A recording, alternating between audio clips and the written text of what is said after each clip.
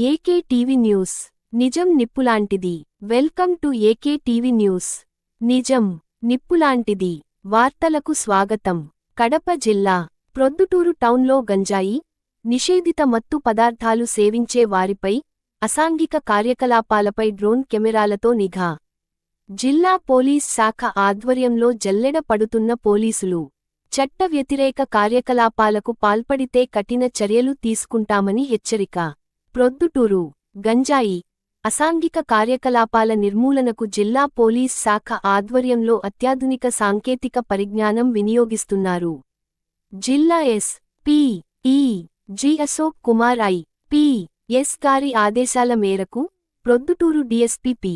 భావన గారి ఆధ్వర్యంలో ప్రొద్దుటూరు టౌన్ శివారులో గంజాయి సేవనం, అసాంఘిక కార్యకలాపాలు జరిగే అవకాశం ఉన్న ప్రాంతాల్లో పోలీస్ అధికారులు, సిబ్బంది అత్యాధునిక డ్రోన్ కెమెరాల సాయంతో నిఘా ఉంచేలా చర్యలు చేపట్టారు.